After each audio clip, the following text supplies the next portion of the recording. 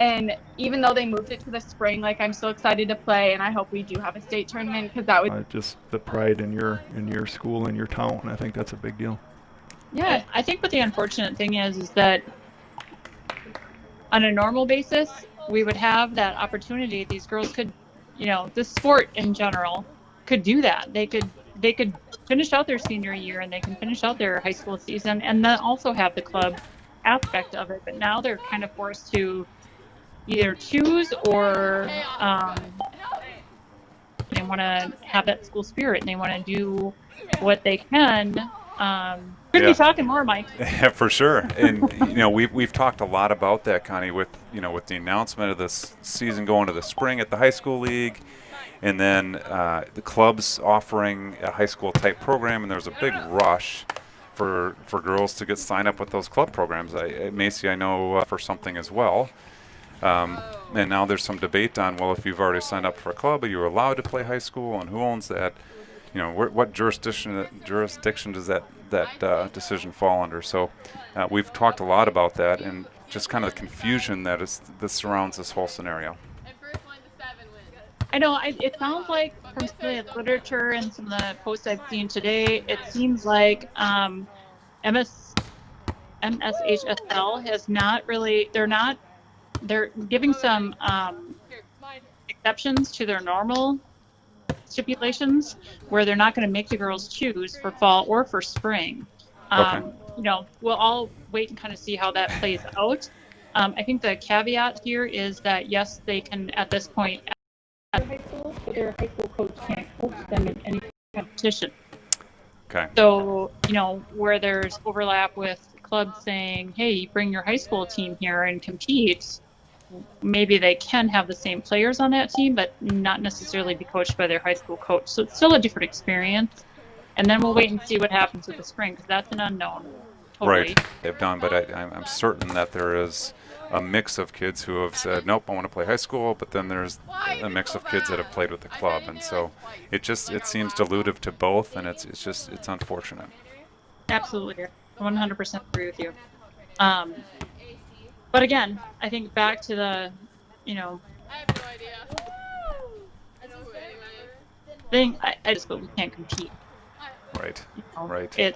I get it. It's in an enclosed environment, but there are safety protocols that have been followed and have, kind of proven that they're okay.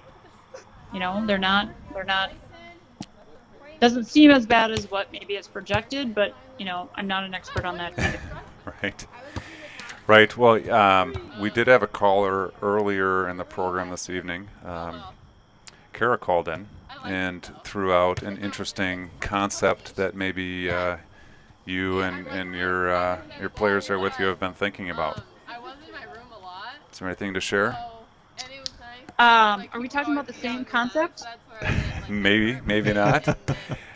With Northfield and Eastridge both being represented on the air here and both having a significant number of seniors that play volleyball at a high level. I think Ellington's the Well, I'm not Potentially. sure.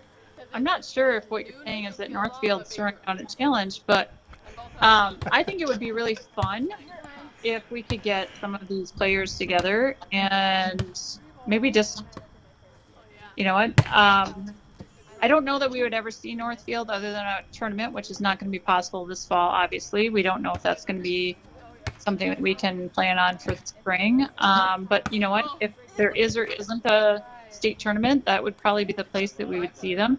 Both teams are very strong. Both have an exceptional amount of talent on their teams. But maybe there's something that we could try to think about and talk about as far as getting a little bit of a competition going. Sure. Yeah, I think that'd be good. It'd be something to explore and see what we could make happen there. And I know, speaking for the Northfield girls, I guess I think they'd be really interested in doing it. And you're right, we wouldn't meet in any other way except in the state tournament, which isn't going to happen. So yeah, that would be a fun concept, and see if we can't make something happen there.